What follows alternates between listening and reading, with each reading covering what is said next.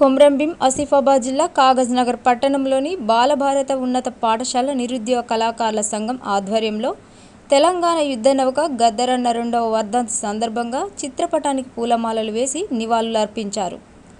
ఈ కార్యక్రమంలో నిరుద్యోగ కళాకారుల సంఘం జిల్లా అధ్యక్షులు మేడి కార్తీక్, రాష్ట్ర కార్యవర్గ సభ్యులు డోంగ్రి సంతోష్, జిల్లా కోశాధికారి సమ్మక్క, ఎస్సీ/ఎస్టీ ఉపాధ్యాయ రాష్ట్ర అధ్యక్షులు మేడి చరణ్ దాస్, ఎస్సీ/ఎస్టీ ఉపాధ్యాయ జిల్లా అధ్యక్షులు జాడి కేశవ్, మాజీ జనరల్ మేనేజర్ పిఎం, మాజీ జనరల్ మేనేజర్ నాగేశ్వరరావు, టీఎస్యూటీఎఫ్ జిల్లా కార్యదర్శి రాజకమలాల్, పిల్లల తిరుపతి రమేష్, కొమరంభీం జిల్లా పద్మశాలి సంఘం ప్రధాన కార్యదర్శి మల్లయ్య, ఈర్ల సునీల్, బాలభారతి స్కూల్ చైర్మన్ వసీముద్దీన్, మెగసి స్కూల్ చైర్మన్ తాజ్, కళాకారులు తదితరులు పాల్గొన్నారు.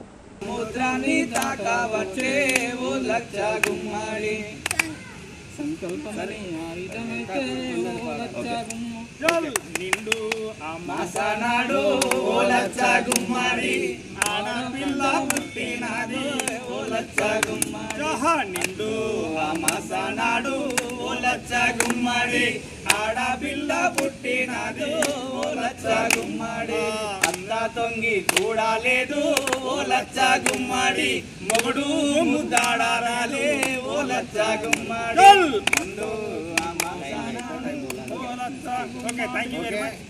ఇట్లా పాటలు పాడుకుంటా పోతే మాట్లాడుకుంటా పోతే తెల్లారినా కూడా గద్దరన్న గారి చరిత్ర చెప్పలేము. అంత చెప్పే అంత టైం కూడా లేదు కాబట్టి గద్దరన్న గురించి ఇప్పుడు మాట్లాడవలసి ఉన్నారు. లైటింగ్ పోతుంది కానీ మల్లయ్య గారిని కూడా ఒక 2 మాటలు భారతమాత ముద్దుబిడ్డ గద్దరన్న ఈరోజు స్వాతంత్రం తర్వాత 1947లో వచ్చినప్పటికీ మన యొక్క తెలంగాణ ప్రాంతం ప్రత్యేక ప్రాంతంగా మిగిలి మరి 1948 సెప్టెంబరు 17 తారీఖు నాడు విముక్తి కలిగినటువంటి ప్రాంతంలో ప్రపంచ దేశాలకు చాటి చెప్పినటువంటి మన గద్దరన్న తన యొక్క పాట రూపంలో మాట రూపంలో సమాజంలో బలహీన వర్గాల కోసము ఆర్నిసాలు తన యొక్క పాటలతో ఆటలతో ప్రజల్ని చైతన్యపరిచినటువంటి చరిత్ర. ఈరోజు తెలంగాణ సాధించుకున్నామంటే మరి కళాకారులు లేకుండా మన యొక్క గద్దరన్న యొక్క మార్గదర్శనం లేకుండా లక్షలాది మందిని కళాకారులను తయారు చేసి పోరాటానికి ఆయుధాలుగా పనిచేసినటువంటి విషయం మనందరికీ తెలుసు. మరి ఈరోజు ఇంకా ఏ రకంగా అణచివేతకు లోనవుతున్నామో మరి బలహీన వర్గాలము బానిస బతుకుల నుంచి ఏ విధంగా విముక్తి కలిగిందో బాంచను అన్నటువంటి బతికేటువంటి రోజుల్లో ఇలాంటి తిరుగుబాటు కోసము వాని యొక్క సాహిత్యంతో అందించి ప్రజల్ని చైతన్యపరిచి చివరి శ్వాసదాకా ఇంకా తన యొక్క పద్ధతిని బానిసల బతుకులకు విముక్తి కొరకే ధారపోసినటువంటి విషయం మనందరికీ తెలుసు. ఈరోజు తెలంగాణ వచ్చిందంటే గద్దారి యొక్క గానంతోటే ఆయన యొక్క కళ సంస్కృతితోటే ఇలా సాధించుకున్నామన్నటువంటి విషయం మర్చిపోకుండా నిరంతరము ఆయన యొక్క ఆశయాల కోసం పనిచేయాలని బలహీన పక్షాల కోసము మనం కట్టుబడి ఉండాలని నేను మనవి చేస్తున్న ఉపన్యాసం ముగిస్తున్నాను. తెలంగాణ సాంస్కృతిక కార్యక్రమాల్ని ప్రపంచం యావత్తు చాటినటువంటి గొప్ప కళాకారుడు.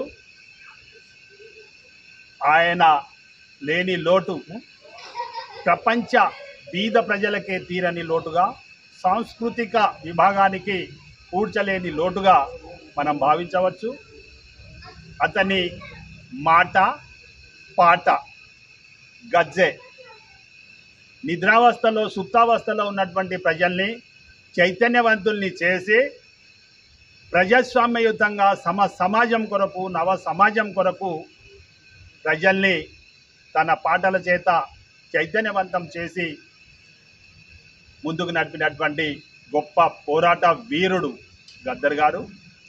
వారి యొక్క ఆశయాల కొరకు వారి యొక్క ఆలోచనల్ని ఎల్లప్పుడూ ప్రజల్లో ఉంచటానికి మనవంతుగా కృషి చేద్దామని నిన్నటి రోజున ఆ మహనీయుని పుట్టినరోజు జనవరి 31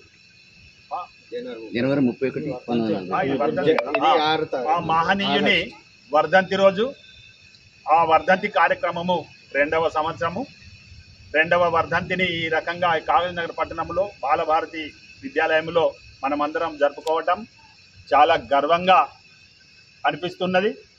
ఆ మహనీయుని గుర్తు చేసుకునుడు, ఆ మహనీయుని విగ్రహానికి ఫోటోకు పూలదండ వేసుడు చాలా గొప్పగా భావిస్తూ ఆ మహనీయుని యొక్క ఆశయాల్ని ముందుకు తీసుకువెళ్దామని కోరుకుంటూ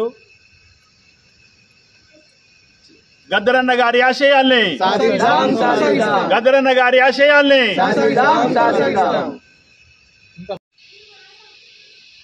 ఒక లెజెండ్ ప్రజా యుద్ధ నౌక గద్దరన్న గారి యొక్క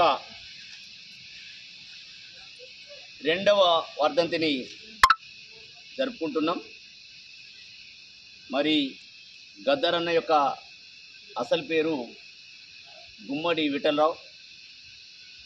మరి స్వతంత్రానికి రాకముందు బ్రిటిష్ రాజ్యాన్ని వ్యతిరేకించినటువంటి ఒక రాజకీయ పార్టీ ఉండేది, అది గదర్ పార్టీ. ఆ తర్వాత ఆ తర్వాత క్రమంలో ఈ యొక్క గుమ్మడి విఠలరావు గద్దర్గా మారడం జరిగింది. అదేవిధంగా మరి ఇతను హైదరాబాదులో ఇంజనీరింగ్ విద్య అభ్యసించాడు.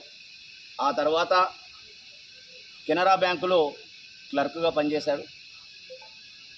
ఆ తర్వాత అప్పటి కళారూపాలైనటువంటి బుర్రకథ, ఒగ్గు కథ ఇలాంటి యొక్క వాటి ద్వారా ఈ సమాజాన్ని చైతన్యం చేసేటువంటి ఎన్నో కార్యక్రమాలు నిర్వహించడం జరిగింది. ఈ విధంగా మరి అతను మొట్టమొదటిసారి ఆపర రిక్షా అనేటువంటి ఒక పాటను రాయడం జరిగింది. ఆ తర్వాత మా భూమి అంటే నరసింహరావు గారు దానికి దర్శకత్వం వహించినటువంటి దాంట్లో అతను యాదగిరి పాత్రకు నటుడుగా యాదగిరి పాత్ర దాంట్లో బండెనక బండి గట్టి 16 బండ్లు గట్టి ఏ బండ్ల పోతవు కొడుకో నైజాము సరకడోడ అనేటువంటి పాటను అతనే రాసి పాడి అతనే నటించినటువంటి సందర్భం ఉంది. ఆ తర్వాత మరి 1985 సంవత్సరంలో కారంచెడులో దళితులను కూతకోత కోసినటువంటి సందర్భం తర్వాత అతను ఆ యొక్క దానికి వ్యతిరేకంగా నిర్వహించినటువంటి కార్యక్రమాల్లో అతను పాల్గొనడం జరిగింది. అదే సమయంలో మరి 1972లో ఏర్పడినటువంటి జననాట్య మండలిని మరి 1985లో ఇతను ఆ జననాట్య మండలిలో చేరడం జరిగింది. ఈ విధంగా అతను ఈ జననాట్య మండలిలో ఈ యొక్క ఉగ్గు కథ, బుర్రకథ, ఎల్లమ్మ కథల ఆధారంగా ఇటు మధ్యప్రదేశ్లో, ఒడిశాలో, బీహార్ రాష్ట్రాల్లో కూడా అతను ఎన్నో ప్రదర్శనలు చేయడం జరిగింది. ప్రధానంగా అప్పుడు ఆ సమయంలో దళితుల మీద జరుగుతున్నటువంటి ఏవైతే దాడులు ఉన్నాయో, ఏవైతే దౌర్జన్యాలు ఉన్నాయో, ఏదైతే ఇబ్బంది పెట్టేటువంటి కార్యక్రమాలకు వ్యతిరేకంగా అతని యొక్క పాట ద్వారా, మాట ద్వారా అతను మరి ఆ యొక్క విషయాన్ని ప్రజల్లో చైతన్యపరచడం ద్వారా దాన్ని వ్యతిరేకించడం జరిగింది. అదేవిధంగా మరి అతను మర్రి చెన్నారెడ్డి గారు రెండోసారి ముఖ్యమంత్రిగా అయిన తర్వాత అప్పుడు ఉదారంగా నక్సలైట్లు కూడా అన్ని కార్యక్రమాల్లో పాల్గొనవచ్చు అనేటువంటి అవకాశం ఇచ్చినప్పుడు మరి నిజాం కాలేజ్ గ్రౌండ్లో 1990 ఫిబ్రవరి 18లో జరిగినటువంటి జననాట్య మండలి యొక్క మహాసభలో 2 లక్షల మంది ఆదరైనటువంటి సభలో అతను ప్రధానంగా తన యొక్క మాట ద్వారా, పాట ద్వారా ప్రజలందరినీ చైతన్యపరిచిన సందర్భం మనకు ఇప్పటికి కూడా గుర్తుంది. అంటే ఈ విధంగా అతను 1969లో కూడా ప్రత్యేక తెలంగాణ ఉద్యమంలో పాల్గొన్నటువంటి వ్యక్తి. ఆ తర్వాత మలిదశ ఉద్యమంలో కూడా పాల్గొన్నటువంటి వ్యక్తి మన గద్దరన్న, మన గుమ్మడి విఠలరావు గారు. అదేవిధంగా మరి అతను ఎవరో ద్రోహులు 1997 ఏప్రిల్ 6వ తారీఖున అతని మీద బుల్లెట్ల వర్షం కురిపించిన క్రమంలో అతను అదృష్టం కొద్దీ మరి బతికాడు.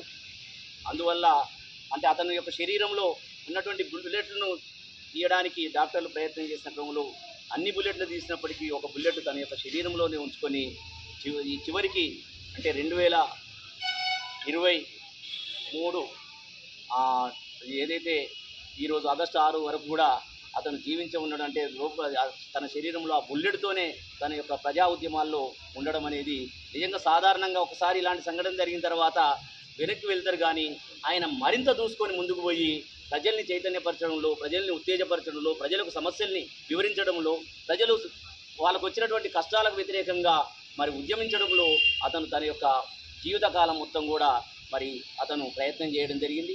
మరి అతనికి మరి 3 పిల్లలు, సూర్యుడు, చంద్రుడు, వెన్నెల, ఈ పేర్లను చూడండి. ఒక రకమైనటువంటి ఆ పేర్లు పెట్టడంలోనే ఒక మంచి ఆలోచన ఉంది. కాకపోతే 2003 సంవత్సరంలో మరి చంద్రుడు మరి అనారోగ్య కారణాల వల్ల చనిపోవడం జరిగింది. ఇప్పుడు మరి గద్దరన్న యొక్క కుమార్తె వెన్నెల గారు మరి ప్రస్తుతం ఈ యొక్క ఏదైతే తెలంగాణ సాంస్కృతిక సారథి చైర్మన్గా కూడా వ్యవహరిస్తున్నారు.